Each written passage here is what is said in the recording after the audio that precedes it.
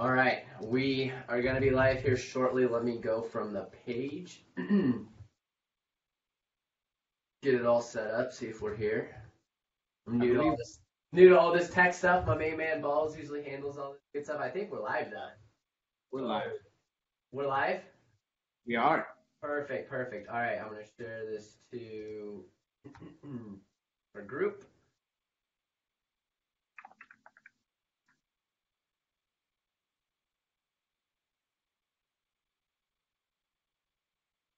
All right, we should be ready to rock and roll in both spots. Give people a minute here to jump on. I want to find this thing here on the Facebook. Make sure we can answer questions, guys. Ask questions on the page post here. I know a lot of times we get comments coming on both. We'll be monitoring them each in case you guys are watching them on both. But yep, looks like we are live again. Here, one last thing. Let's send out a bot message to people. What's up, guys? How's everyone doing tonight? Yeah, Alex, you've been back. You've been with us a few times here, my man. For those of you who haven't heard of you, the legend, every time you come on, man, people get on here and say, man, so thank you so much for that last call. You guys killed it. Alex, I took all this information from him. We got it in. I was getting, immediate appointments, sales, whatever it might be. So we're so excited to have you back again, man. But give us a little bit of your background for those of you who haven't watched, who don't know who you are. Awesome. Yeah, so appreciate being back. What's up, everyone? Happy to be here. We got some good stuff to share with you tonight, as always.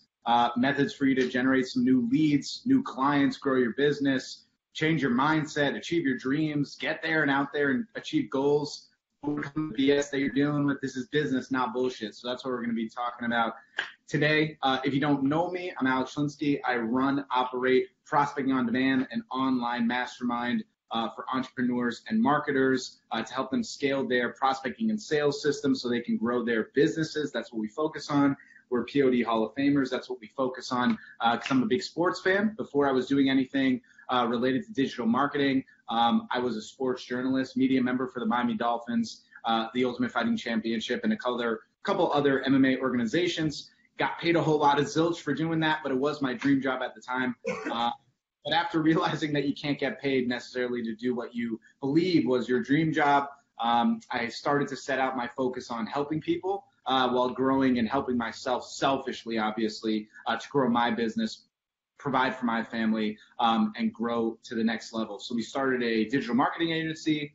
That agency now runs essentially by itself without our operations, which is excellent. So it allows me to focus on doing what I love to do, which is getting on lives, helping people, doing training, coaching, consulting, the whole shebang. That's what we're about. We're here to generate you guys results. So go out there, listen up closely, enjoy your dinner if you're having it, and let's create some amazing changes in people's lives tonight.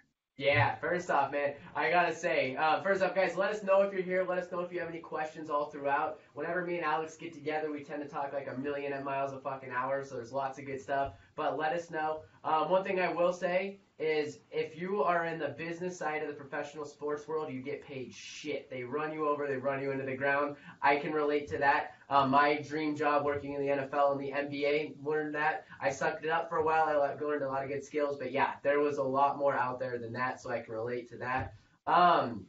Alex, man, I titled this How to Sell Anything to Anyone Anytime, So we got a lot of stuff we got to cover here. But first, let's take a step back. We've been talking about LinkedIn a lot recently, so I want to start our conversation here because I've actually been doing a lot of prospecting on LinkedIn myself, generating sales appointments, and really just getting out there. So let's talk about LinkedIn, ways to utilize it, things that people can take action on immediately here without having to spend a whole bunch of money. So with that being said, let's talk about a little bit of your philosophy when it comes to attacking LinkedIn and how you're generating appointments over there. Great question. So this is so important. I get questions asked to me probably on a weekly basis about LinkedIn, about the opportunities on LinkedIn. LinkedIn was originally created to create a business network that would allow employers to hire likely or good candidates for their positions. What it's actually turned to for marketers or entrepreneurs like ourselves, and in some ways some other niches that we won't really dive into today, but mostly for marketers, creates an unbelievable, untapped market and flow of leads. It's incredible, the opportunity that's on LinkedIn. So when I got started originally on LinkedIn, the major mistake I made was that I had a resume, that my LinkedIn process was just a resume. Basically, like, here's what I've accomplished. I went magna cum laude at UCF, so hire me. And I became a journalist for the Miami Dolphins and for the UFC and blah, blah, blah, basically tooting my own horn. And the reality is, unfortunately, no one really gives a crap about that. What they care about is how qualified you are to help them. That's the ultimate reality. So even when you're listening to Nick or myself or Balls or any of the other people that Nick and Balls bring on to these amazing lives that we have, ultimately you don't care so much about what we do or what we are. Obviously, if our story resonates with you, that will help you achieve and overcome some of the issues that you might be having. But ultimately, you selfishly want to know, what's in it for me? Right? You join this live today because it says, here's how to sell anything. Alex is going to drop some bombs on LinkedIn, and I'm cool with that. That's not a problem. There's nothing wrong with looking out for your own back. You should. You absolutely should. Give back, help, provide. But at the end of the day, you need to be able to provide for yourself and grow your business the way you want to. So on LinkedIn, stop creating your profile as a resume. It's not a resume. It is a sales letter. It's an opportunity for someone that sees your profile to say, I've got to work with this guy. So LinkedIn is not the place to have a picture of you and your beautiful dog. No one really cares about your dog on LinkedIn. You can post that on Facebook. That's the place to do it. Although I kind of believe, Facebook can even be the next personal business network. So there's kind of this toss up there. But ultimately with LinkedIn, remember, it's a professional business network. The incredible thing to remember about LinkedIn is it's growing rapidly, like madman. I'm pretty sure, I could be wrong on this, but I'm pretty sure Jeff Bezos and Amazon just bought LinkedIn, or Microsoft just bought LinkedIn. A huge company just bought LinkedIn. I should know, my bad. But huge company just bought LinkedIn. And if anyone knows, by the way, just throw it in the comments. It's basically Microsoft. It's Microsoft. Okay, it was Microsoft. Microsoft bought LinkedIn, not so that they can stash it away and not make any money off of it. They are putting huge amount of effort and revenue into growing LinkedIn. Now, right now on LinkedIn, the biggest opportunity for you is the chance to get in on the ground floor. Nick and I spoke about this when we met last week in Tampa. This right now is the gold rush. This is, 1849. The San Francisco 49ers, they're made that team because of the San Francisco gold rush. Right now is the gold rush of the internet age. This is the second .com boom. When GoDaddy started and all the, domains started and people were selling domains for hundreds of thousands of millions of dollars, that was the first boom.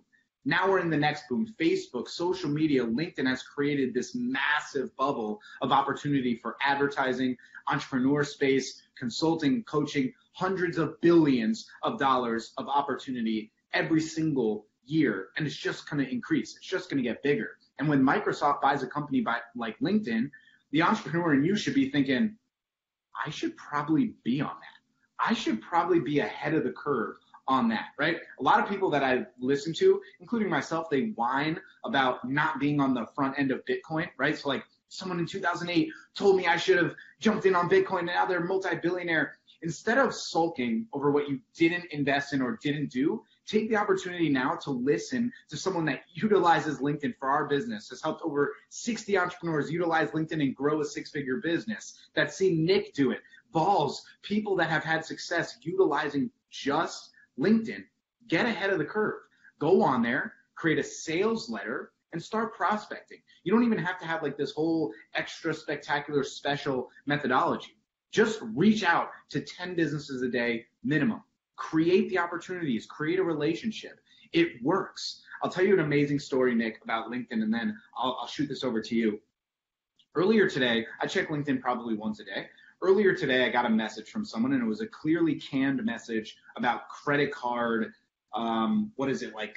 He's going to help me lower my credit card debt, right?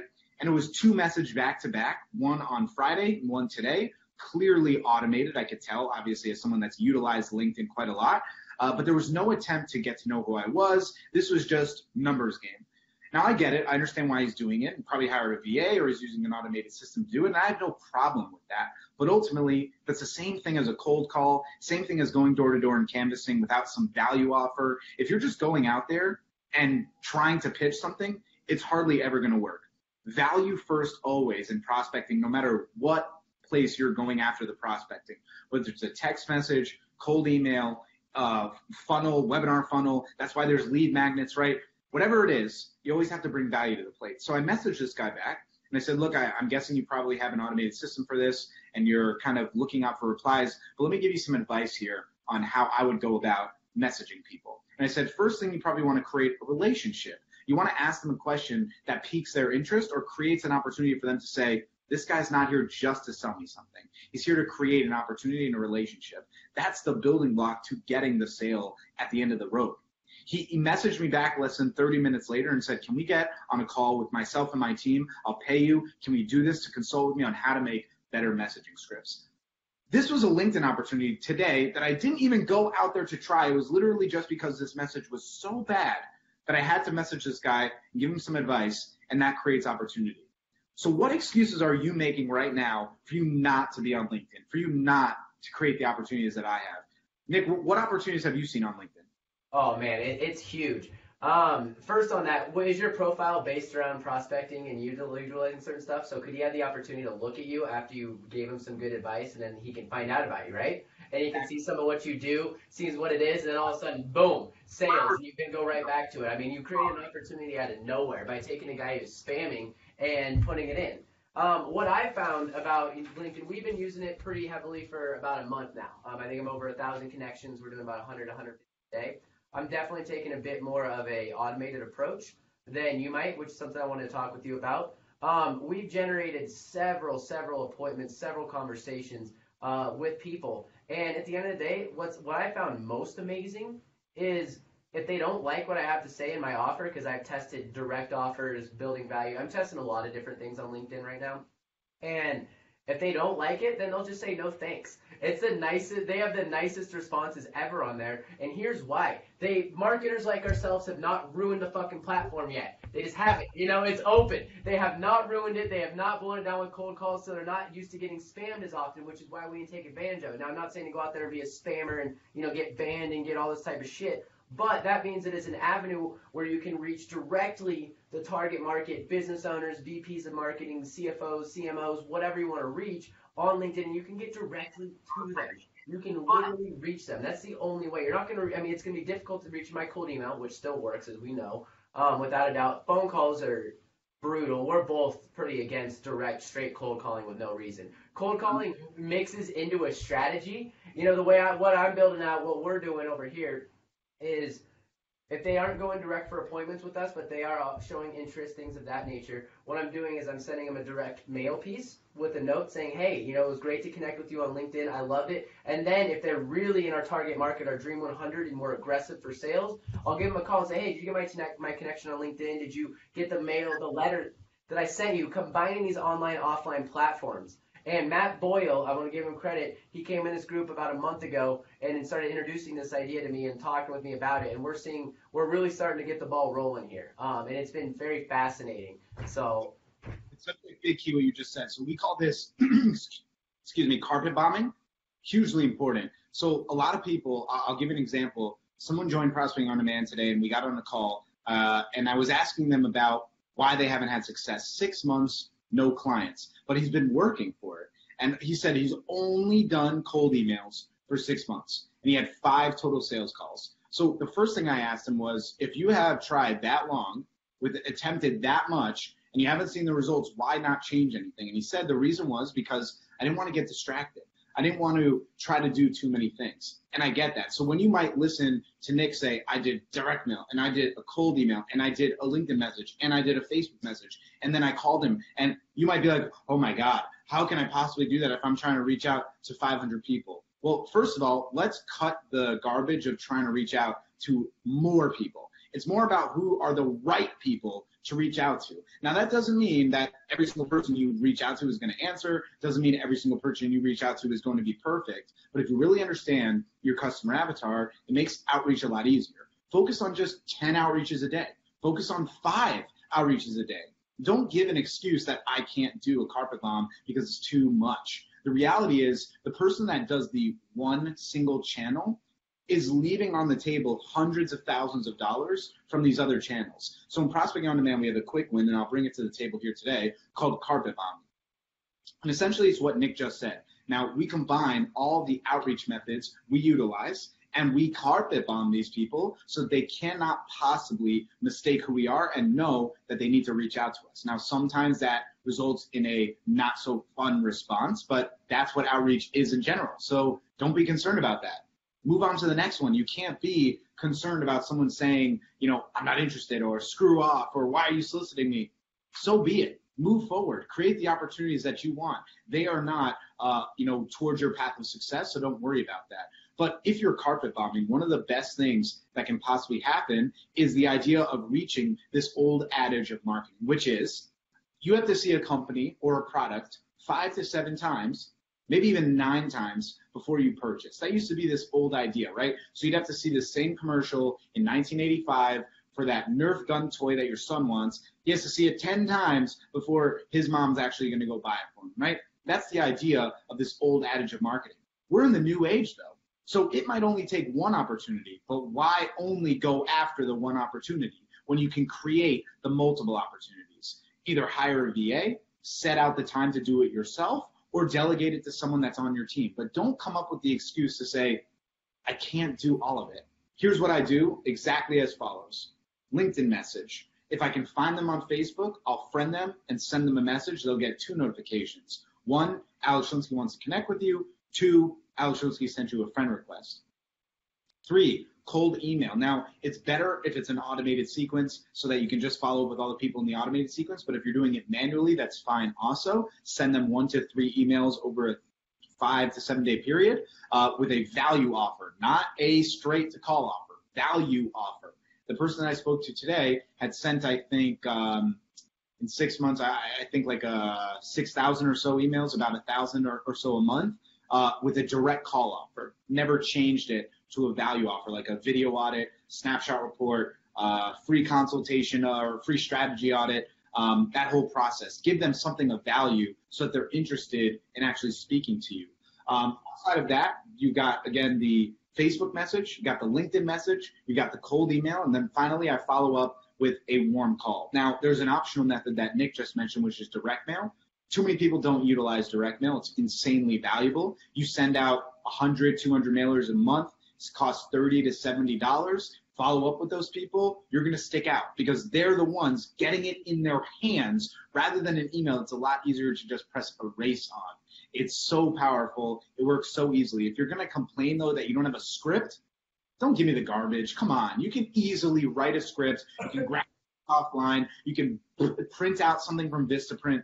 Just stop with the excuses. Just go out there and do it. And then finally, you follow up with a warm call. If they don't answer, set out 1 to 2 days per week. I do Tuesday, Thursday for a warm call follow-up. Now, it's not a cold call because we already sent them information. And here's what you do very simply. You give them a call, say, hey, Bob, appreciate you getting on the phone here. I actually reached out to you on LinkedIn, via Facebook as well, and by email. The reason why I did that is because I wanted to make sure you got my message. I will respond to you wherever you prefer, and I won't reach out to you in the other places. But I'd love to get on a call with you and offer you whatever that offer is, video audit, snapshot report, help you understand why your competitors are crushing you, help you fix how to get more clients this month, etc. But don't give up on the process of, I just got to do cold email. Yeah. Create these opportunities. 100%. And I love how you bring up the value, guys. He said video audit multiple times. Anyone who's watched this channel for a long time knows how valuable I think creating custom videos is. Even a generic video with a custom intro, or just a video that just demonstrates value. So if you're wondering, well, what do I send them that's value? Just fucking build out a campaign for them right in front of them and say, hey, I could generate a bunch of customers doing this. And then walk them through Facebook. That's it right there. And direct everything to get them to watch that video.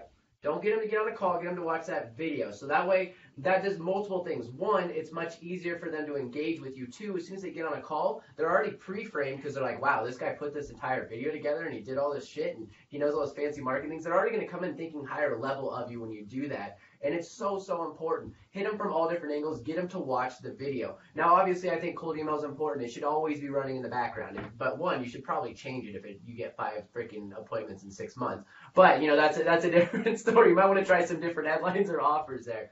But, yeah, I love that idea. because it's so true. Offer value, and the value only needs to be, this is how you generate leads on Facebook. Let's talk. I get you guaranteed leads. I love the term carpet bombing, because I always talk about get in front of them, get them to watch that video. You know, because you get them to watch the video, the likelihood of them scheduling a call skyrockets. And guess what, guys? People on LinkedIn, they're seeing the messages, and you're getting direct access to them. Now, they're not all going to say, yeah, let's talk, here's $5,000. That's not how life works, especially in sales, and especially when you're getting started and we don't have big-ass brands to back us up. The idea of impressions is really fascinating. I have a buddy who is a massive, massive traffic runner. I mean, we're talking millions and millions and millions and millions of dollars in media buys a year over a long time. And the big brands, when you talk about impressions, we here, you know, especially in this Facebook local business world, we get really obsessed with direct response and being able to calculate appointments. You know how the big brands calculate purchasers? Based on impression.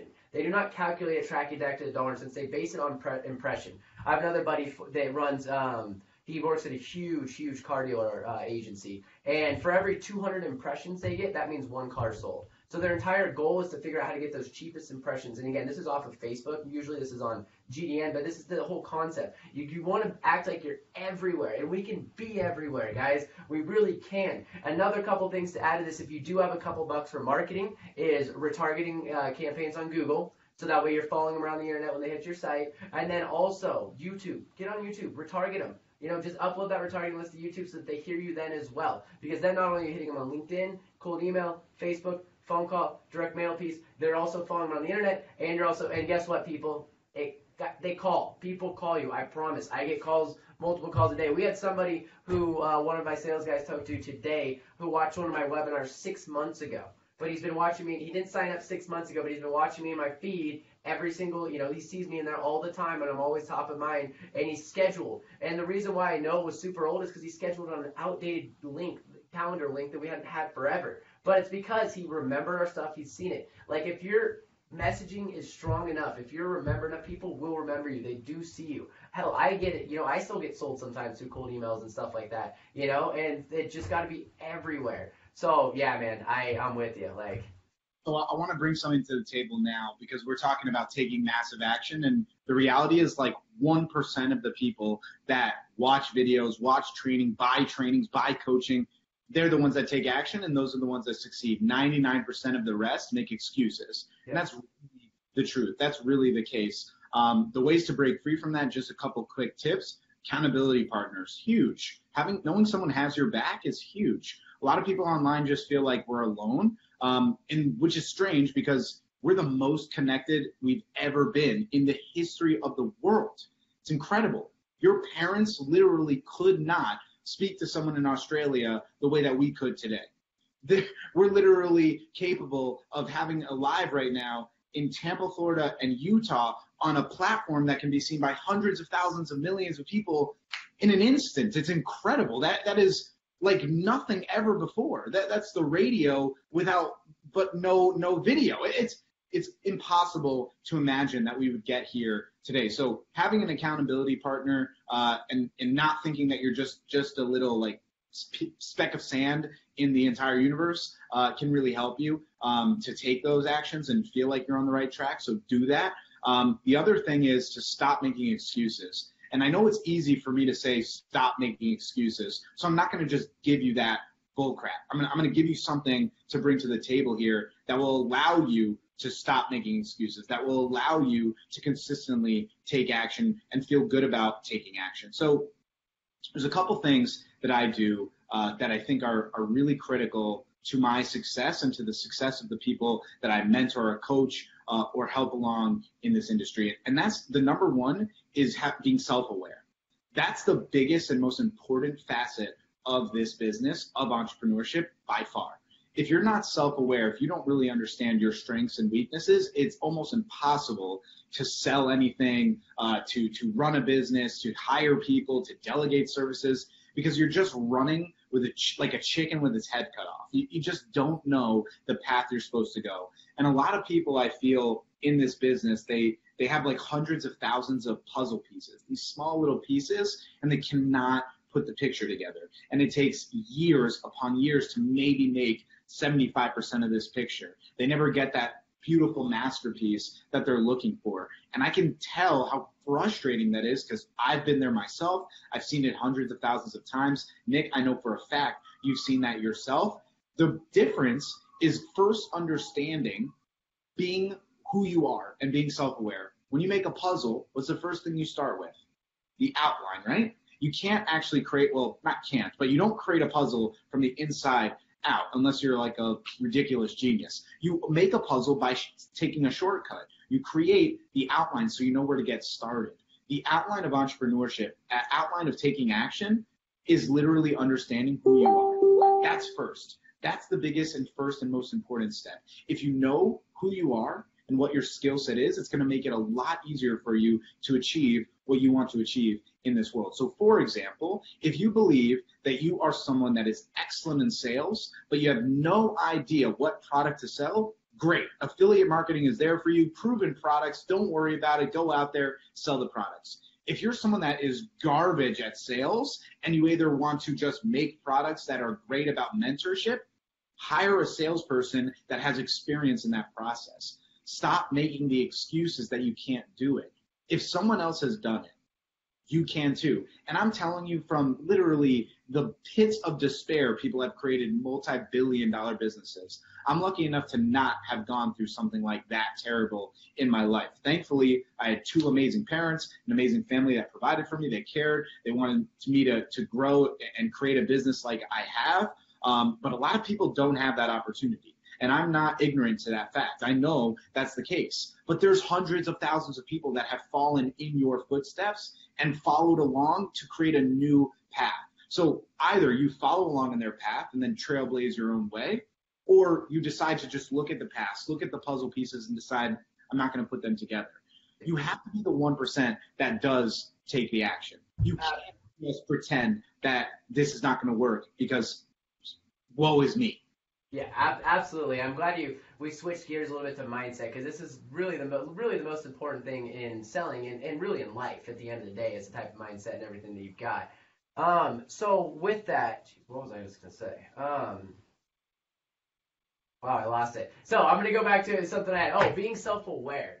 Super, super, super, super important. And guys, be willing to admit when you suck at something. All right. So over here at B Top Local, we're making a lot of structural changes. We're really putting a lot of pieces in place to help scale up to the 8-figure mark that we want to get to. And it required me being self-aware of certain things, as well as other members of my team. Like 2 years ago, I had visions that I was going to be like the ultimate manager, just like the best manager in the world. Turns out, maybe that's not the best thing for me. That doesn't mean I can't lead people. There's a big difference. But from them executing the day-to-day operations and getting people to execute and be organized, that's not necessarily my thing. Where I come into play is just ridiculous work ethic and selling and thinking big picture, bringing new people in the door, ideas, industries, all that type of stuff. But again, if I didn't have a team around me, ideas are shit, guys. Ideas are shit. But I have a team that can help me execute, get things going. So now, instead of me working on the execution process, which I did for a really long time because I had to get started, now I'm able to move some of that out so I can best use my talents. The whole time, you want to be building your business around what your specific talents are and then being able to automate and eliminate anything you're not good at. I am not good at getting people to follow processes or putting in processes and procedures myself. I'm not. But that is unbelievably important. As soon as you get to that 6-figure mark, that 7-figure mark, it becomes crucial, more important than anything else. And we learned that. So with that, be very self-aware, understand. One thing I would say about sales, though, and Alex, I'm curious to hear your thoughts on this. To me, I think we have an epidemic of a lack of sales mindset in this country. I've come to the conclusion that about 8 or 9 out of 10 small businesses fail.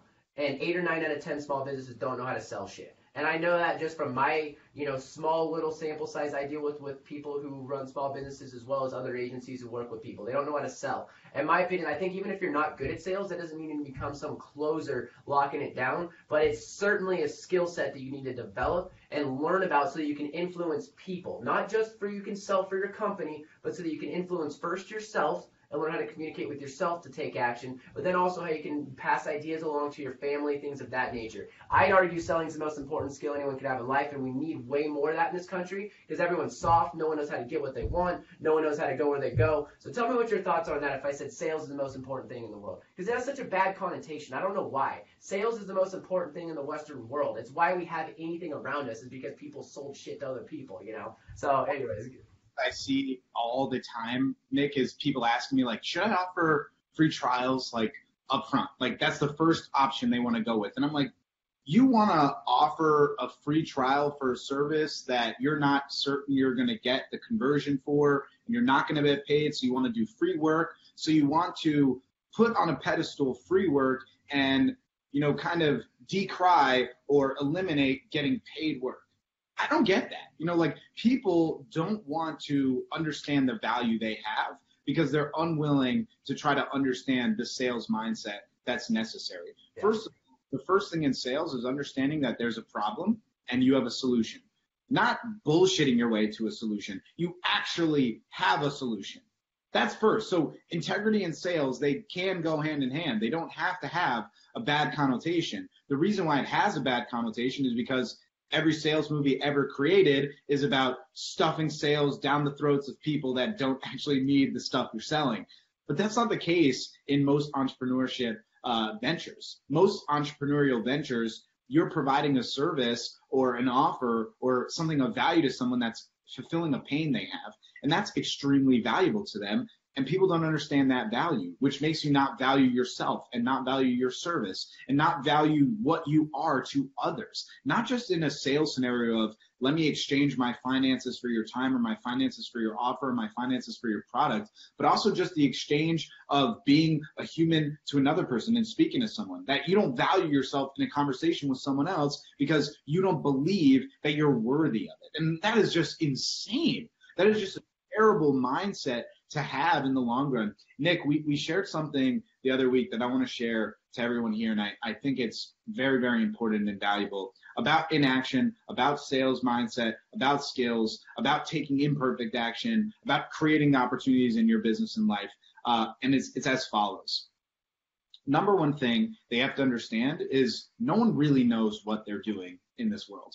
A lot of people go around with this effect of, I'm perfect, I'm the best, I've created everything, I've done everything for my family, I've created amazing opportunity for my business, and it's all a highlight reel. And when we have things like Instagram and Facebook and Snapchat, people don't really expose themselves to the negative. There are certain things that are not so positive, but when you see those things on social media, your first reaction is not, how can I help this person? It's like, that is some weird shit. Why are they posting that? Why are they posting that they're super depressed or that they lost their dog or something? It's like, it all has to always be positive. And this highlight reel creates this like feedback loop that everything in life has to be perfect. And when you get on a call and you listen to Nick or myself, it just acts like this is just a highlight reel. And all Nick and I have ever done, everything we touch just becomes gold. That's at all the case. That's not even close to the case. I made so many missteps and mistakes I can't even count. But every misstep and mistake I've created or made, I've learned from that to elevate myself to the next step, to increase my knowledge, to increase my opportunity to help others. This is something that I shared last time on this live, and I share it again because it's so important. A lot of people think about a singular ladder to success, this negative connotation, again, of business and entrepreneurship, of people stepping on each other and throwing each other off the ladder. That's not what it is. Entrepreneurship can be climbing a mountain of success together, whatever you deem that peak to be, whether it's I want a Ferrari, I want to make $1 million, I want to provide for the orphanage down the street. That's amazing. Whatever your success is, that's great. But you can climb that as a mountain with someone. If someone's 5 feet ahead of you and says, go right, use LinkedIn, you'll be good, and you choose not to, and you go left, you don't use LinkedIn and you fall down, that's on you. But eventually you're going to learn, I better go and use the LinkedIn app. I better take that trail that person has already traversed. It's the same thing as a parent when they're trying to teach their kids. When you're a young kid and you're ignorant to the world and what the reality of the world is, and your parent tells you, hey, don't do so-and-so, and you do so-and-so and have a negative effect because of it, you learn your lesson. Next time your parent tells you to do something, you listen to them. That's the idea of entrepreneurship, climbing a mountain of success together. Don't be distracted by the highlight reel.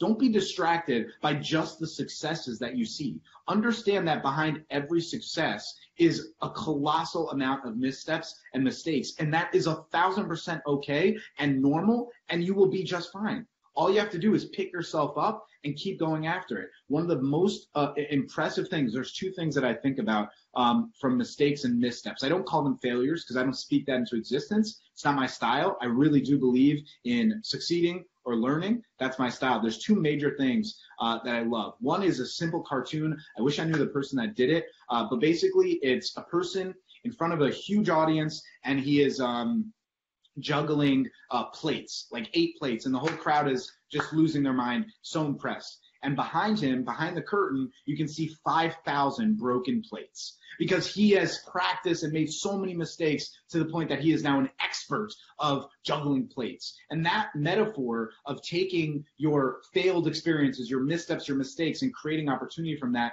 it's incredible. The other thing that I think about when I think of mistakes or missteps is listen to any insanely successful person that you can imagine. Anyone that's honest, they will tell you that they've made hundreds of thousands of mistakes or missteps in their business. No one is perfect. Everyone declares and hopes that you're going to take imperfect action. Being a perfectionist doesn't create you opportunity. It's the opposite of opportunity. It derails you from opportunity. It makes you someone that procrastinates from opportunity. I said this the other day, and then I'll give this back to you, and I love this. Breaking Bad had the show from AMZ, classic show, great show. Breaking Bad had their 10th year anniversary, I think like a week or two ago. And one of my favorite scenes from Breaking Bad is the scene where Walter White, Heisenberg, tells his wife Skyler that he's not the one that gets knocked on the door and gets shot. He's the one who knocks. Now, I'm not talking about being the danger, but I'm talking about being the one who knocks, being the one that creates the opportunity, that's not afraid to make a mistake or fail or take a misstep. Understanding that each opportunity creates a new opportunity for you to elevate to that next successful level that you want. So anything that you take from Nick and I speaking to you, understand that highlight reels and these feedback loops of likes and loves on Facebook, it's all facade. It's all a facade. There's a lot of negative things that happen on the back end of that to create this opportunity, and that is 1,000% okay. So don't be distracted by what you see, trying to compare yourself to 5,000 other entrepreneurs and marketers. 1% are going to succeed because they decide to take action, because they decide that they don't have to be perfect and create the opportunities they want. Absolutely. No, I love it, man. I love these talks, these brands. And guys, the reason why we're talking about this, and we're going to end this with some more actionable things. But in my opinion, this is where so many people get it or off. Their mindset, the way they view things, should be getting upset about that, when in reality, it's freaking hard. I saw a post in Millennial Entrepreneur Community the other day, and they were talking about why is it most entrepreneurs fail? And everyone was talking about like product, service, market, this, that, and the other thing. I'm like, no, it's 100% the mindset, unless you're trying to like bring back the VCR or something stupid, outside of like the, the shit that, old technology things, it all comes down to mindset. And guess what? It's freaking hard. It is a 24/7 life. It's hard to turn it off. I've talked about this a bit on this channel, but I mean, I sold so much over a several-month period that we basically broke our agency. That's why I talk about systems and processes all the time now, because we lost a lot of clients because our systems and processes weren't built where they should be. So again, we spent the month of December refixing these, and I came out and sold a shitload of things again the last couple months. But it's so important to realize that the person who can fail the quickest, and I like how you said you didn't use the term fail. I just choose to look at failure as nothing but feedback from the environment. All we're doing all day, every day is just getting feedback from the environment. If we don't like it, then we can't term it failure or whatever. But it's just negative feedback that you don't like. So you just adjust it next time. And the person who can learn those lessons the fastest is going to be the most successful. Darren Hardy really talks about this in several of his books. Who's a great guy, by the way. Phenomenal books, great leader. And he literally says the most successful person in every room is the person who's learned to fail the fastest. You have to learn about what doesn't work. You have to learn that stuff in order to figure out what does work. Now, in regards to sales, there's a lot of people who get really, really, really nervous around sales calls. They get really nervous before getting on there. Let's talk about that for a minute, Alex, because that's a very actionable thing that I know anyone watching this faces. I face it. I've never been immune to it. In certain situations, it still happens to me 100%. But It's there and it's real. But the thing is, why are we nervous? What are we waiting for? And the reason why I think people get nervous, and I'd love to hear your feedback on this, Alex, is that they think this is it. Like, this is it. I have to sell this guy. There's never going to be an opportunity again. Never. You know, and so we get that type of mentality when in reality there's literally billions of people on the planet we can go sell shit to. So if somebody doesn't like you, you can go somewhere else. And then the second thing I really think gets people nervous is a lack of understanding of their product and a lack of confidence in it. You know, I'll combine those two.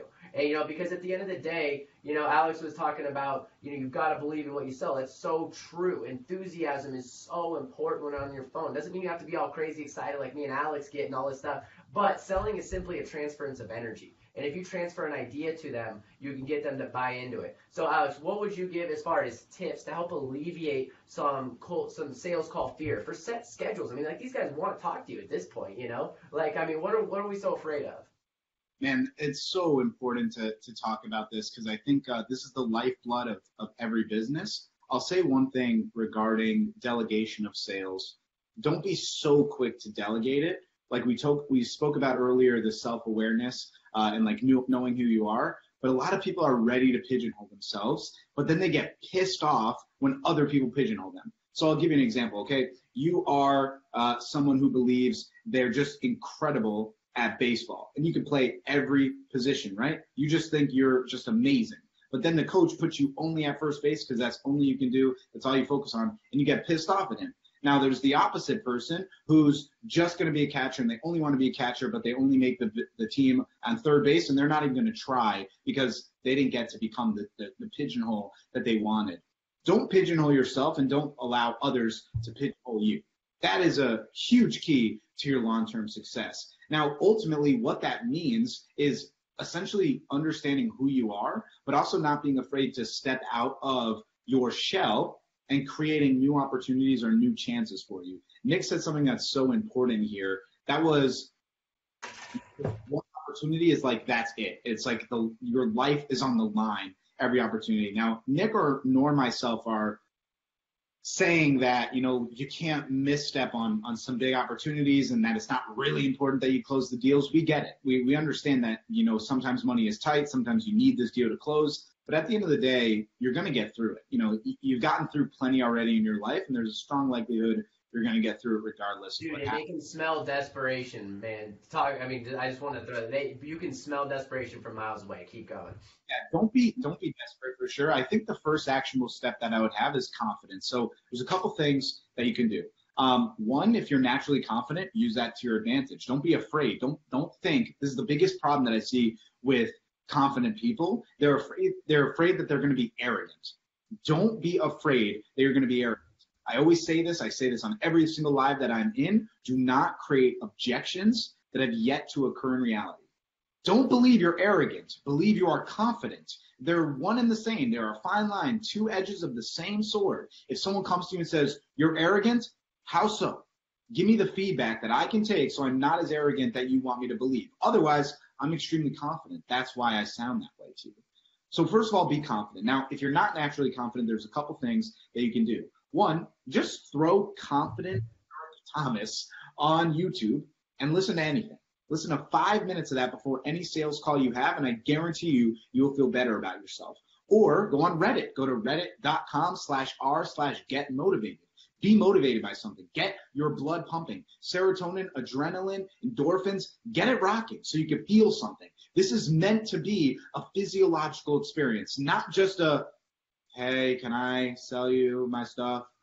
Feel it, believe it, excited. That shit is so important. So several years ago, I learned this concept from Tony Robbins about incantations, where you basically yell and chant to yourself and go in. So, but even now today, me and my sales guy will do what we call the power stance, the power V. If you listen, I think it's like Mel Cuddy. Like, get excited. Like, every single morning, I get up, I listen to a ton of motivational videos. When I'm going to the gym, when I'm going to the office, I get amped for the day. There you go. And I truly believe that the motivational bath I take every single morning is a huge game changer for what I do. Figure out what it is that gets you pumped up, get excited, and get going. And also massage your mind. Motivation's like bathing. We need it every single day. It's not an unlimited, it's a finite resource. We have to create it. So I love that you brought that up because I think it's absolutely critical critical. And I'll run around with a megaphone over here in the office and just start yelling, sales, yeah, let's go. And it just gets you pumped up. Get excited. This has got to be fun at the end of the day.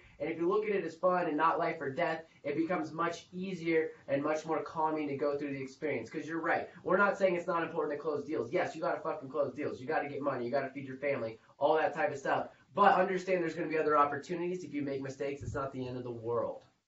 Okay, so here's some actionable items right off the top. Outside of confidence, you took the stances. I love the stances. I used to do them a lot, listening to like hardcore, old school Aerosmith. I don't know why, just Steven Tyler screaming while I'm doing my power stance just feels right. Just feels right. If that's not you, just try something else. It's cool. I don't mind. I don't even Aerosmith very often, but just hearing him scream while I'm doing my power stances, that used to be my thing. I don't really do power stances anymore because I feel like I'm in my groove when I'm doing sales now. But don't just listen to me because I say I'm in my groove. Find what your groove is. That's the ultimate process that you need to do. The other process and a couple of very important tips, really understand what you're selling and who you're selling to.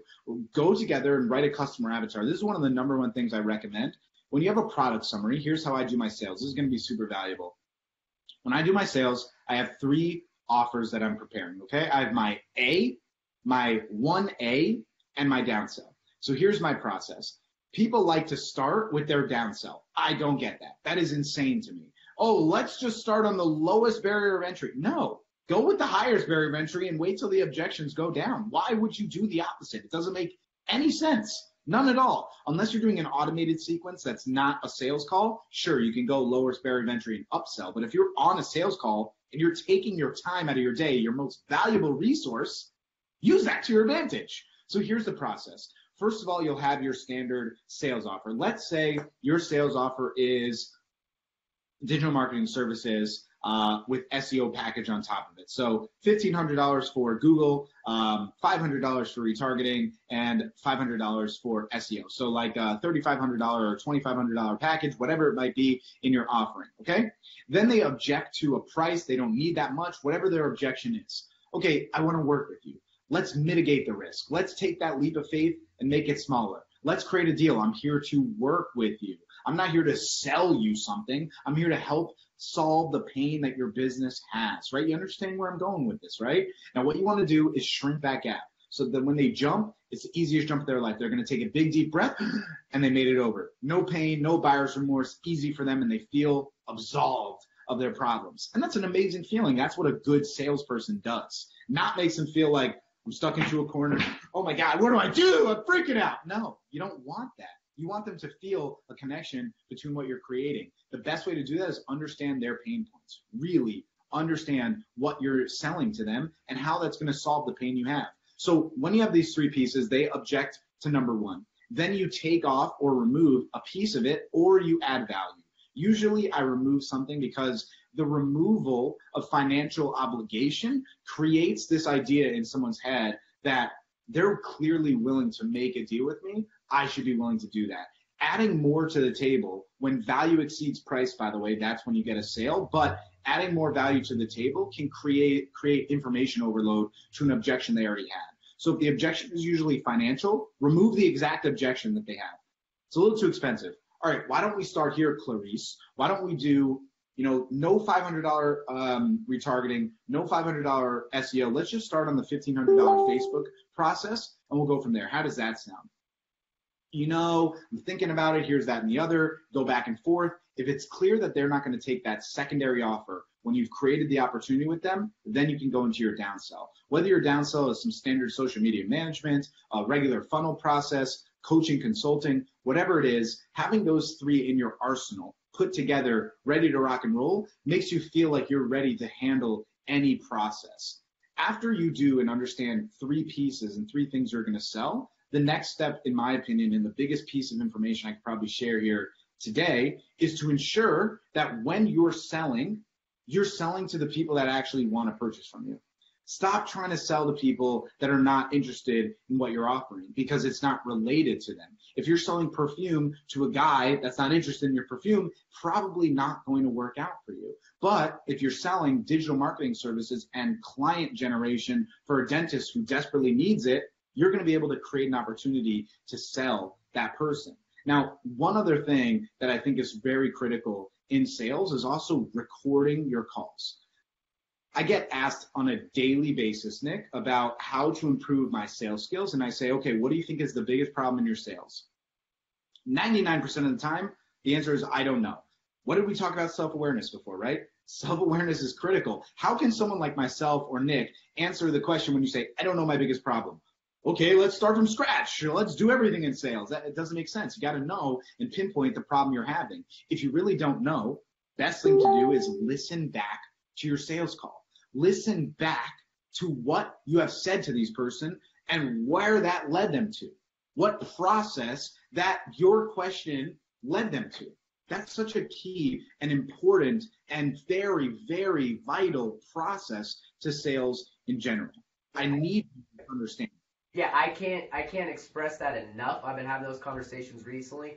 Always got to be recording, especially when you're getting started, when you're getting going. I wish I had certain calls recorded, like the one I sent you today, Alex, that we'll talk about in a bit, or the comments I sent you. But it is absolutely critical because a lot of times there's just a few different questions that could have been asked a different way. You could have responded a little bit differently at certain points. It can make or break a deal. It's really that big, guys. Like there's just a few words sometimes is it. And I love how you talked about what you said, Alex, about, finding people who, need your product, want it. It's all sales to me. I always describe it as, we've got a roadmap, right? And we ask certain questions to continue pushing people on the road. We don't ask questions just to ask questions. I hate that. When you fucking have an interview order taker, it's the most annoying thing in the world. It's like, no, we're not surveying people here. But that really comes down to understanding the customer avatar, knowing what their pain points are, having a good idea of what those pain points are going to be ahead of time so that you can pry them, get them to talk about them, and then you can use the knowledge that you learn on that initial portion of the call, and you can use that down the line to help close it up. Because the way I run calls, very beginning, qualifying. All it's qualifying. You're asking about them, their business, what they want to do, where they want to go, blah, blah, blah. There's only two things I'm really looking for, though. Two things in order for me to transition from the qualifying stage to like the demonstration phase, which, I always go 1, 2, qualify, then demo. And that's, are they marketing? Do they understand the power of marketing? Are they spending any money on it? Because like you said, with the people who needs it, there's a lot of people out there who need it, but they might not get it. They don't understand it. It is not your job to go train somebody on that. That is the biggest mind fuck of all time. So make sure you're talking to people who understand marketing. And then the other thing, do they have a confident sales process to follow up with the lead and close it down? Because that is so hyper important for keeping leads long term, especially in this game that we're playing, especially for those of us running things on Facebook, things like that. Because they got to be able to close the leads as well. Those are two main identifiers I'm looking for, in a sales call. I want to bring something also to the table here in terms of feedback. So when you have an opportunity that slips through your fingers and it doesn't go your way, a lot of people, instead of trying to learn from the scenario, they sulk on it. And then they lose the rest of the day, right? So it's like, I had a sales call at 10 a.m. and it didn't go well, and now the rest of the day is down the toilet. One, that mindset, it's never going to get you anywhere. And I'm not sitting here on a high horse trying to tell you that it's just like easy to get over like a lost opportunity. I get it. It hurts. It sucks. It's not the best feeling in the world. But if you want the next opportunity to land, you've got to get off your ass and create it. So here's what I recommend doing, and not enough people do this. Ask for feedback. I said that slowly because people don't understand what I just said. Ask for feedback. Don't be afraid about positioning. Everyone's like so afraid, but I was just a salesman, and if I ask, then it looks like I'm not as qualified as they thought I was, and I can't create the opportunities for them, and I'm not valuable to them. And well, the reality is, if they've already said no to you and you've already tried to overcome every single objection because you have the objections written down, you know to overcome them, you have the offers, you got your 1 and your 1A and your downsell, and you're confident, and they're just not going to take it, what are you waiting for to ask for feedback? That they're just going to magically change their mind the next day? I thought about it after not having a call with you, that I think it's the right thing. That doesn't happen. That does not happen. So simply either create a survey or just send them an email, or better yet, ask them on the call themselves. Say, look, Charlie, I can tell that we're not going to be able to work together, and I appreciate you taking the time today. Before I let you go, I just want to ask you a couple quick questions about this process, about this sales call, if you don't mind. Now, if you listen to any any customer service line in any major Fortune 500 company or sales opportunity, guaranteed that it says before the sales call, this call is recorded for quality assurance. And at the end of the call, they ask for feedback, either through an automated service most of the time, or that person will actually ask it themselves because they're trying to get better. And the key is people want to help others who are trying to help themselves. It's not like you're going to just ruin every opportunity by asking someone. In fact, it might be the exact opposite. You might say, Charlie, can you tell me, why you weren't really interested in my offer today? Was it something that I said? Was it tonality? Was it the offer? Was it this? I got to be honest with you, Alex. I think it was because you were a little too aggressive for me. Oh, okay, interesting. Can you kind of break that down for me? Now, the best thing is when you ask for feedback and now suddenly you're learning from this person that was being berated or bombarded a little bit by your sales pitch, now instead the opportunity is switched. The tables have turned, and now they have an opportunity to teach you and share something with you of value. And ultimately what might happen is either one, you learn something of incredible value that you can implement on your next sales calls, or the best thing that can happen is you find that small little objection that you can actually overcome and say, hey, look, I'm not trying to sell you again here, but I noticed that you mentioned this was the problem. Here's actually the solution to that problem. Does that actually make the bridge? Can we actually create this opportunity? You know what, Alex? Yes. That's happened to me on several sales calls before, just by asking for feedback. A lot of other times I ask for feedback and they're like, nah, click. Okay, so what? Next one. But at least I got the opportunity to learn from it. Again, not everything's a highlight reel. Not everything's perfect. But if you're not learning, you're not growing. Sema's going to, I know she's on here, and I mentioned this to you before we went live about feedback. Ready for this? So I launched my brand new webinar yesterday. The first person ever that watched it outside of my team purchased Prospecting on Demand. Huge win, major confidence boost. I was pumped on that. I worked on this webinar for 9 weeks, trying to make sure that it was optimized and it was going to be valuable, and that if you saw it, you had to purchase POD, and it was just a perfect investment from that irresistible offer, because that's what a webinar is. So what did I do? Did I kick up my feet, grab a martini glass, and just like celebrate? No. First thing I did was reach out to that person and say, I want to get on a call with you. I want your feedback of the entire webinar, and I want to help you get started on the right foot in POD. Even in the positive scenario, in the result that I wanted, the purchase, I still ask for feedback because I can get better. Because you think I'm going to go out there and every single person that watches my webinar is going to join POD? That's impossible. No one ever bats 100. It is not possible. Matt Staten, POD Hall of Famer, and he owns a great group by himself. He mentioned something that was so insanely valuable to me that I have not thought of it this way. I don't like baseball very much, but I resonate very strongly with sports. If you bat 300, meaning 30%, 3 out of 10, you hit the ball in baseball, you're like one of the greatest players ever. Literally.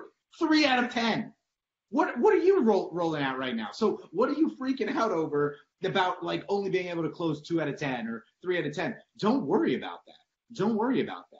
Go out there and get feedback from the good and the bad. Both sides of it. That's going to allow you to take immediate implementation. And this is not just on sales calls. This is on everything. If someone says no to your original cold email offer, or rejects your friend request, or tells you to F off on the phone, ask for feedback. Get that feedback. It might be not easy to hear, might be a little bit of hard love, but at the end of the day, just have some thick skin. Again, it's not that you have to be perfect, but you have to be willing to grow. Nick nor myself have ever gotten in a conversation and said, I feel perfect.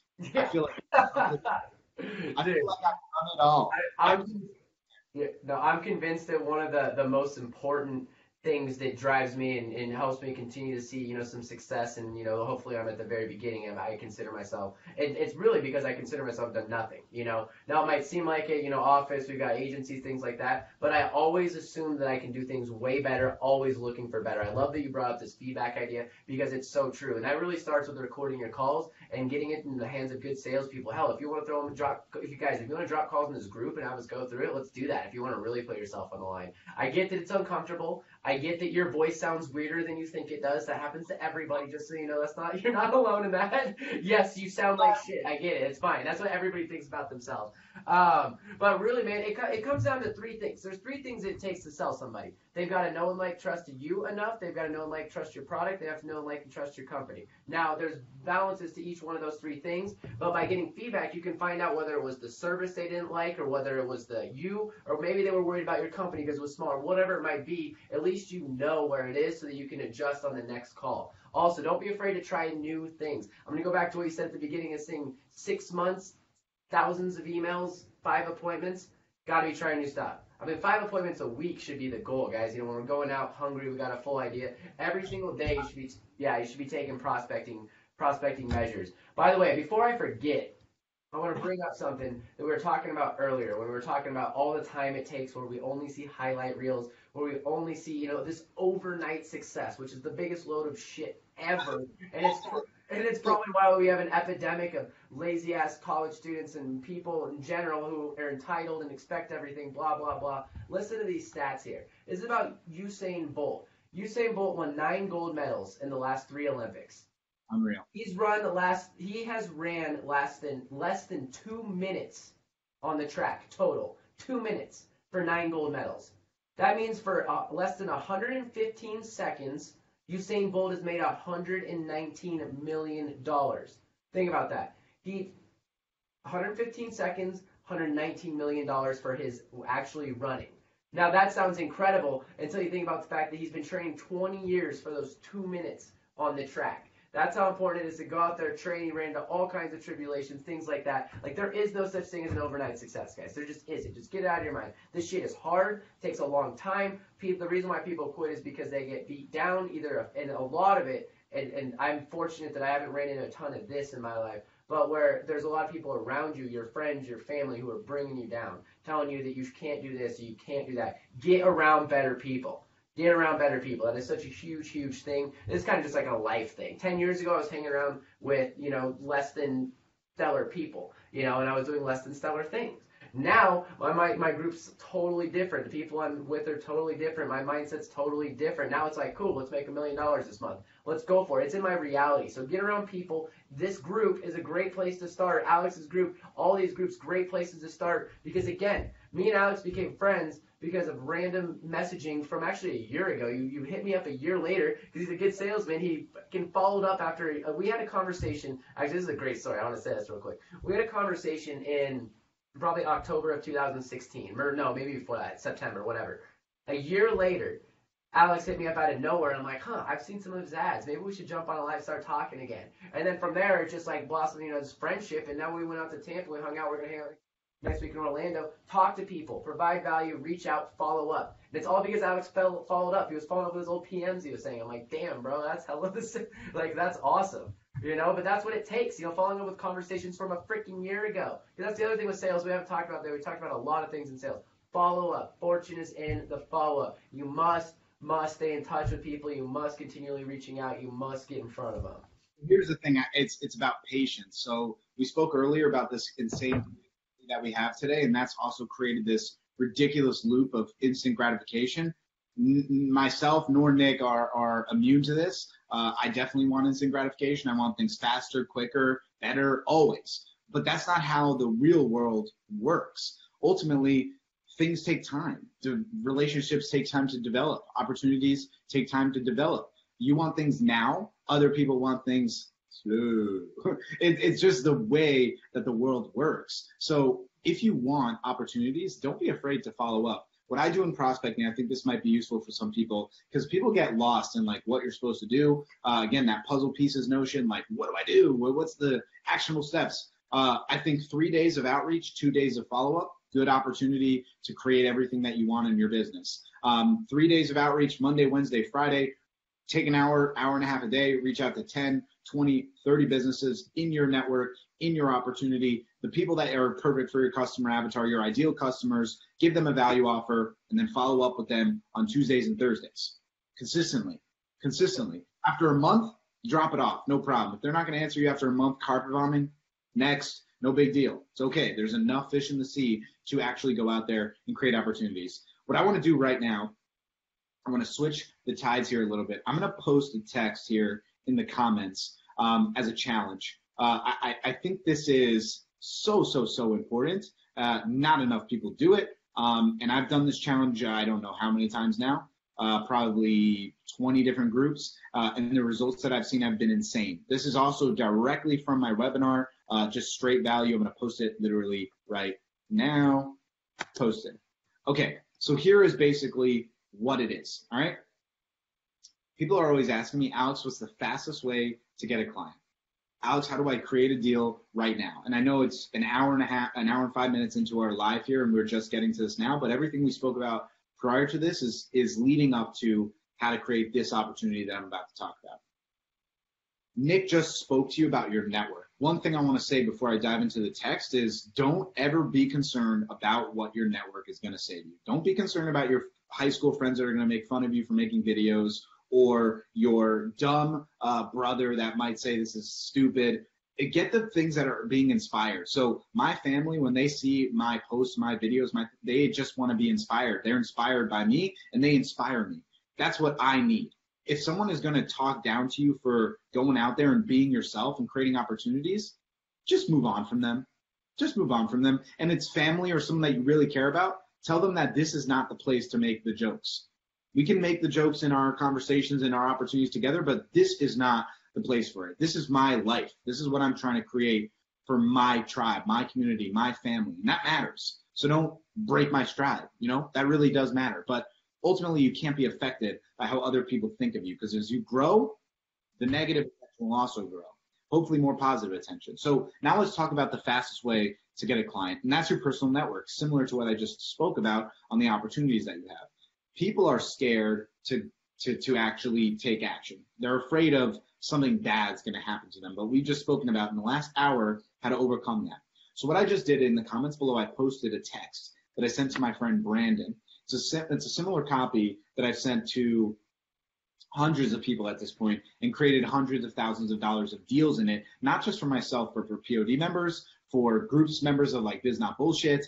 And you can do this too. So here's the message. It's very simple. It says, hey, name, what's up? Hope you're well. Quick question. If you can make $500 for about 30 seconds of your time while also helping me out, would you be interested? Remember, while also helping me out, people want to help people who want to help themselves. Would you be interested? I run a marketing agency and we're expanding. If you refer me any business that needs help with marketing, you can also be niche specific if you want here, but that kind of shrinks your gap, and they decide to work with us, I'll pay you $500 right away. We specialize in real estate, but any local business will be just fine. That could be we specialize in anything, whatever it is that you say. I would recommend not saying we specialize in anything. We specialize in X, but any local business will be just fine. You can send them my contact info or share their details with me. Your referrals are greatly appreciated. Thanks. It's a simple message. I want every single person in this group to send this message to at least 10 people in their network. 10 people. Guaranteed you will get at minimum, one lead. Minimum. If not, many more. And to touch on this, everyone's fucking afraid of this dude. We talk about this all the time. I don't know, I bet that most people on this have heard of it. But if you haven't done it yet, just remember, you're not selling freaking the next MLM. This isn't like some situation that you are providing a very, very valuable service for anybody that referred you business. You are going to get them customers. That is so important because people really hold back because of the whole MLM mentality. Just cut that out, send it, and don't give a shit what anyone else says. I'm worrying about that. People, oh my God, people message me about this all the time. They're like, aren't you worried that your friends are going to be pissed off at you that you're doing it? It's like, I'm not offering a business opportunity. I'm not trying to sell them Herbalife shakes. I'm trying to tell them, if you can help me, I'm going to pay you $500 to go take your kid to Disney or enjoy an amazing dinner with your wife in a place that you've never been to before. It's only positive. There's only positive that can come from it. Nothing negative can happen. If someone answers you and is like, F off, why is that person one of the 10 people you message? That would absolutely not be in your circle at all. So I'll tell you the exact response Brandon sent to me. Unbelievable response. Hey, bro, good to hear from you. I'd be happy to help you out. My brother was literally just asking if I knew help him potentially market his real estate investing business. Would that work for the referral? I said, absolutely. Let's get on a call with him. Got on a call with him, closed the deal with him, paid Brandon $500. It's easy. Now, my best success story with this is like over the moon insane. So I clarify this with the idea that if you're not selling high ticket, you're not going to create an opportunity like this, but you can still create opportunities. Parneet Dilawari, unbelievable guy, joins POD, goes to our quick wins. This is part of the quick wins, this quick little text. Just send it out to 10 people. I want you to get your return on the investment right now. Like, you can create a client this week by sending out this simple text message, and all you have to do is eat the cost of a $500 referral once, but you didn't have to do anything to get it. It's easy, done. You can also offer a recurring commission. I just recommend not doing that because they're not doing anything for the recurring. So don't do that. If it's a really close friend who starts bringing you a ridiculous amount of leads because they're in like some network or BNI or something, work it out. Create something for them. Don't try to like skimp the people that are helping your business grow. Okay, that's something important. But here, Parneet goes out there, sends the text to 20 people, including someone from high school that he has not messaged in a long time. And I love this because so many people would be afraid to message that guy from high school they haven't spoken to in years because, oh, now you got to catch up. And why haven't you spoken to me in 10 years? And what's this, that, and the other? Do you have kids? And this whole garbage that you don't want to dive into, which is fine. You don't have to if you don't want to. But if you create yourself and step outside of your boundaries and don't worry about this result of what happens if they say no, this is what happens. Parneet messaged this guy. He messages him back the next day and says, Parneet, amazing to hear from you. It's been a while. Unbelievable that you messaged me this right now. I'm actually dealing with another company who completely dropped the ball with an app development deal we're working on. We need an app done in 30 days. Now, if anyone has done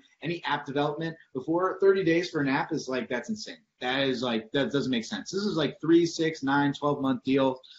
So to try to make an app in 30 days is crazy. So Parneet told him, look, if that's something that you need us to do, they basically need to have an unlimited budget so that we can hire the right personnel to really expand this. He answers back 2 words, unlimited budget. They get on the call. Parneet closes the deal for $40,000 2 days. 2 days after sending this text. He paid that guy a lot more than $500, obviously, deservedly so. He deserved more than $500 for a $40,000 deal, but still, the point is he created that. Best part, Parneet did a great job, right? He crushed it for them. He got the app done. Guess what that means? I have more deals for you, Parneet. You've opened a network now that was not there before, a floodgate of opportunity. $15,000 website followed and another $10,000 app deal followed. You're talking about, what is that? $75,000 in revenue from a text message. And you're sitting there right now watching Nick and I thinking about the excuses that you're going to make why you're not going to send this text tonight or tomorrow. It's too late. I don't feel good. The message doesn't vibe. I don't know who to message. Stop it.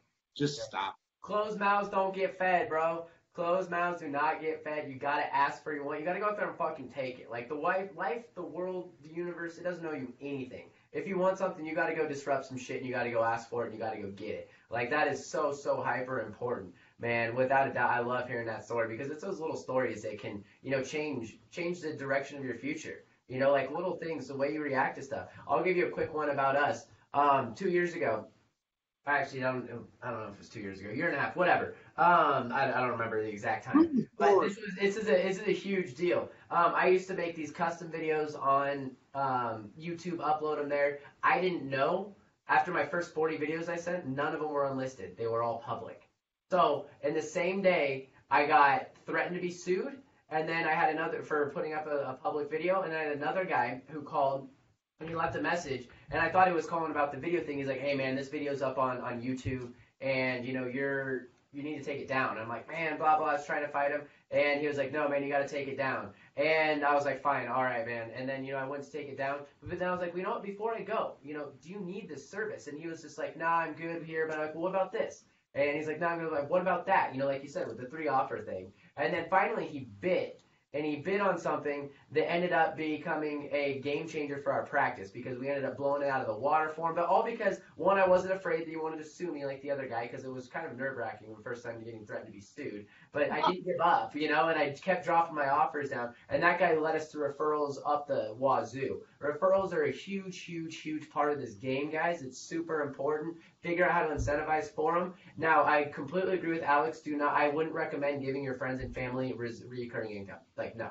Just get them deals, like you said, unless they're special. However, that is a situation if you're smaller. If you find someone owns a gym, for example. Like as soon as they're excited, they're signed up. Just be like, hey, just so you know, I can get you $200 off for the next every month moving forward if you get me referrals. And for every referral you get me, I'll give you an extra $200 a month off. You find those people who we call the sales disciples who will go out and sell for you and incentivize them. You know, we like to do as much as I possibly can. I like to do one-time payments, but getting started reoccurring is fine because you can get out there, you can meet more people, and you can find people who can bring you a hell of a lot of business for that. So get that referral and capture it early on. Get them as soon as they're excited. Get them to want to think about dropping it down. So there's two parts of referrals. You know, obviously go after your network now. Do it. Go for it. And then also, when you sell on a new client, go for the referral immediately. Immediately. It is super important. Find those people who are going to go out and sell for you. By the way, so many people don't do that. Like once you sell someone, you're like, okay, that's it. That's the deal. Here's our whole thing. We're going to do this timeline. That's it. All right, I'll see you on the next call. Literally, either at the end of the sales call or the next opportunity onboarding call, you say, look, if you liked our process so far, you think that this is a good fit for you, I can imagine that you probably have a lot of people that this would fit really well for as well. Let's create an opportunity together that grows. So before I really read like any books and like got any mentorship, I had an opportunity with a lawyer that was my next door neighbor, and he wanted social media management done. This is like 2010 when I was still in, I think, my freshman year of college, maybe. And I was just making a little bit of money on the side, like $300 a month from this guy, just posting on Facebook. And he was way ahead of the curve. He knew that Facebook was going to invest heavily into advertising. He knew that business pages, once they got launched, there's going to be huge opportunity, and he wanted to be ahead of the game.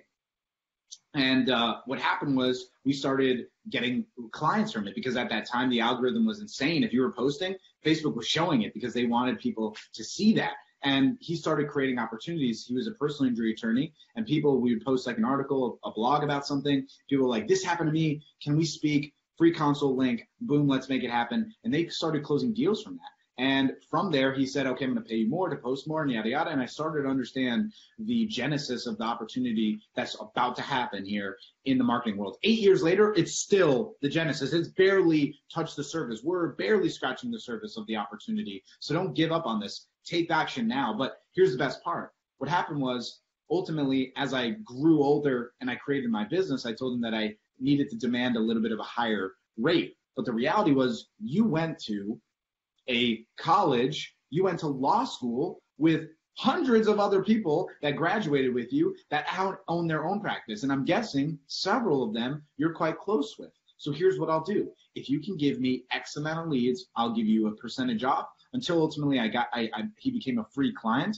Now, I wouldn't really recommend free clients, but it's really hard if someone's like just piling a ridiculous amount of leads on you. You just have to be clear. You have to clarify with them that free doesn't mean time, because your time can never be free. But the work side, that's okay. So this guy brought us 10 lawyers. Now, long story short, we completely dropped the ball because we couldn't handle the amount of leads, that he brought us. But that's a different story for another time. You have to have good systems in place, which we didn't, but it's a learning experience. Created a lot of revenue, got a lot of people pissed off, and did a lot of crappy work. I'm being straight up and very honest right now, but ultimately, that led us to having an extremely successful agency because we understood the opportunities with referrals. We now understood that you can't just take unlimited clients. You actually have to have good systems in place to deliver results and get retention. And that's something that we were speaking about the other week. Retention is so key.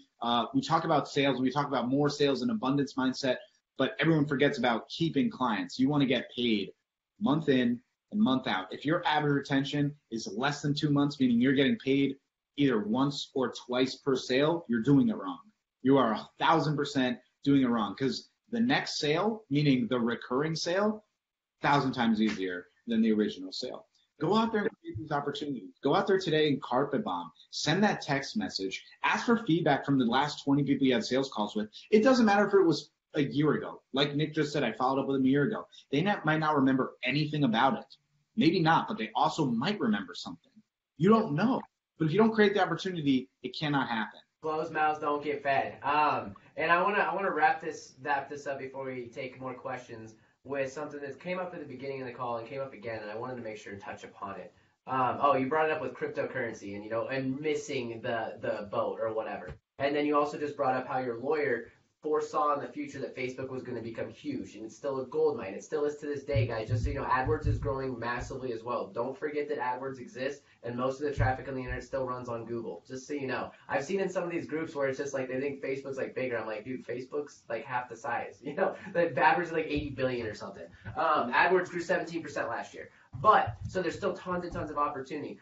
But I think and LinkedIn, and let's bring it back to that. Right now, LinkedIn is the open era, like you said, the gold rush. And it is very, very important that we continue to keep our eyes on those things. Just because you might have missed becoming a crypto bajillionaire doesn't mean that shit's not going to happen again in the next 6 months. I just finished reading Gary Vaynerchuk's book, Crush It. And it was a great book. Really learning a lot about, giving me different ideas for using social media, things of that nature. But the biggest thing I took away was always look out for what's new and what's coming up next. For example, he used a platform called musical.ly, which I'd never even heard of before. And he was giving some amazing case studies about how businesses were utilizing this platform to generate, new patients, or it was a dentist generating new patients because he was, marketing to kids on musical.ly to get them excited about dentist offices. Like, guys, as marketers, we need to learn to think like marketers. Look at every single opportunity, look at every single platform, and just don't be sold on just Facebook or just AdWords or just this. The truth is, right now, we need to be everywhere. So what do you got, man? Because, we just got to look ahead for it, because the gold rush always exists. There's a gold rush going on right now that we're all missing, most likely. So we just start keeping our eye on some of that shit. Here's the two things that I want to bring up for LinkedIn. One, LinkedIn's ads are horrendous. They are truly the worst advertising space online besides Twitter. But Twitter is extremely limited because of the style of network that it is, which is this instant gratification loop, new, which makes it very hard to have a newsfeed and algorithm that allows you to see ads at the appropriate time. Not that no one is succeeding on Twitter, there certainly are, but it's not as, in my opinion, opportunistic as LinkedIn is. LinkedIn continues to grow every month, and the active users continue to grow, and it was just bought by Microsoft. Are you just seeing the connections here, guys? Are you seeing the opportunities yet? Or are you just being blinded because you didn't get in on Bitcoin? Literally. While you're sulking about not getting on the boat for the last opportunity, you're missing the boat for the next one, right? So with LinkedIn right now, ads, they have to be a major investment over the next 3 years. It's got to be. Just like Facebook invested in it heavily, and the genesis from Facebook in 2012 to now is like, holy crap, it's insane. Even Google, which has been a monster of advertising for years and years, built off the back of yellow pages and everything like that, it continues to change like an organism and grow. They make mistakes, but they also make great advancements. LinkedIn is going to do that. They are being run right now by an incredible company. Microsoft is nothing to scoff at. They're not going to buy LinkedIn for, I'm guessing, billions of dollars and just be like, put it on the side. This is a huge opportunity, not only for your own lead generation and prospecting, but also for sales and marketing for the customers that you're going to be working for, the clients that are going to be working with you. Right now, one of the big opportunities we're seeing is a lot of marketers want to be on LinkedIn, but they have no idea how, nor do they want to spend the time on it because of the learning curve, their admitted faults in actually taking action. So right now, we're creating a done-for-you LinkedIn service, meaning we will take your LinkedIn prospecting and we will do it for you and get you booked sales calls, because that's an opportunity in the market that we're seeing. And I'm unleashing that right now here on today, not because I want you to take my idea, because I want you to start understanding the opportunity to think a little bit ahead of the pack. You can follow the pack and follow the right path and create opportunities, but eventually to achieve the great successes that you want, to break free from the garbage, mundane, you can't just follow a path. You've got to trailblaze. Trailblazing is ultimately what leads to falling and scraping your knees and making mistakes, but ultimately that's how you reach the peak of the mountain faster than anyone else has. That's how you grow. So don't just look at LinkedIn and think, I don't know what to do. Find it out. Figure it out. Purchase a course. Invest in something. Get a mentor. Look it up online. Go to YouTube. Don't make excuses. Start by looking at me and Alex's profiles. We're using it, and we're getting responses. How about we start there? If you don't know what's put in your biography, take a look. Take a look at the background I've got. Just if anyone does friend me on there, I'm more than happy. Obviously, I'll take all connections. Do know that you might get hit with some messaging, but that's a different story, But yeah, go take a look at it, because there's a huge opportunity for us to get one-on-one to business owners. I've never in my life seen an easier way to get the attention of a high-level business owner or business owner in general easier ever than on LinkedIn. Ever. Great. Like, even if they're saying no thanks or they're being nice, whatever, there's never been an easy way, which is why I'm going to figure out the best way. I'm going to continually be trying new things. Just because I'm getting some appointments right now doesn't mean we're not going to work on new messaging, on new sequences, on going straight for calls versus adding value, those types of things. It's also becoming a space where you can truly become an influencer as well. Like, it really is. People are following that. Like, it's huge.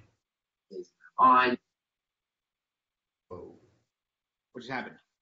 I don't know. We're good. It's still live. Live. All right. Hey, man, I got one last question I want to ask before you go, because I know we've been here for a while. I love this. It was full credit it was from someone named Paloma Lev. If you guys know her, she's got some really good stuff out there. But basically, what she said, she put up one of those little little quote main boxes, and said, "Do you agree or disagree?" And then here's the quote: "Selling is just helping people make good decisions." 1,000%. That's the idea. You have integrity in your sales, and you're not just trying to sell garbage. That's the idea. So, like, anytime I'm selling something, I'm doing it with integrity to help the person that I'm trying to sell, right? That's the idea behind selling. Otherwise, what's the reason for selling in the first place? Just to create finances? Well, it's probably not going to happen because they can tell you, they can smell your bullshit from a mile away. I mean, that's a reality. I think the integrity thing is super important there, because what if you're a drug dealer, if you're selling meth on the corner or something, or if you're selling ideologies to the people that are just horrible and going to lead to, death or whatever. So I kind of went back for it because that was my initial reaction, 1,000%. And then I started thinking, like, okay, well, it's got to be selling the right thing to the right people, right? Like, I mean, that was really what it came down to. I was curious to hear your thoughts there because it really is. Our job is to really just take something. Our job is not. We used to do this all the time when we were in the NFL. So, like, just imagine, a little tipping scale. Our job is not to take someone who's down here, who has no interest, doesn't give a shit, and push them over. Our job is to take people who are here, here, and here, and then knock them down. You know what I mean? We're not out there trying to reconvince business owners that they need to learn how to market. No, we want to teach people that they need to market with us because we're the best service and product for them. You know what I mean? Like, that's where it's at. So, any other last questions or anything before? Yeah, and you guys, as you ask the questions, feel free to do so, and I'll either answer them now or I'll get back on here on the messaging and message you guys. I'll answer you, Ross, in 1 second. Before I do that, everyone, I want you to go out there tonight, send at least 10 of those texts, please, and then come back tomorrow and post the result that you got because it's going to happen. You're going to get an opportunity. You're going to close some business. You're going to create more RGOs, which I call revenue generating opportunities. Just make it happen. Don't create the excuses. Go out there and really try this. The other thing I'll say is Ross asked, text best option or Facebook messages good to go? Now, Ross, I'm not going to call you out or anything. I'm just making this very clear. You know the answer there. Do both. That's what we were speaking about earlier. Do the carpet bomb. What's the worst that can happen? Hey, you also messaged this to me on Facebook. Why'd you do that? To make sure that you got it? I might have not messaged you in a while, so I wanted to ensure that you We got everybody, all of us. We need to stop being afraid of fucking offending people. No matter what, all you gotta do is turn on the news to realize that everybody gets offended by everything about a bunch of fucking crybabies. So stop being worried about offending people, because guess what? If you're marketing hard enough, you're gonna offend some people. That's just the way life is, right? And always do everything from integrity, but even if you're still gonna offend some people, and that's fine. That's how it goes. There's people out there in life who are just flat out miserable, and there's nothing to do with you, and you can't do anything about it. So stop being afraid of offending people, annoying people, whatever it might be. As long, and Alex, me and you are on the very same page with this, as long as it's an ethical, transparent thing that you're offering and trying to get in front of people. But yeah, everyone gets offended by fucking everything, so don't worry about that. Try to give something of value. You know where you lie. You know you're trying to give good opportunities to people and help people grow while you're trying to grow. There's nothing wrong with that.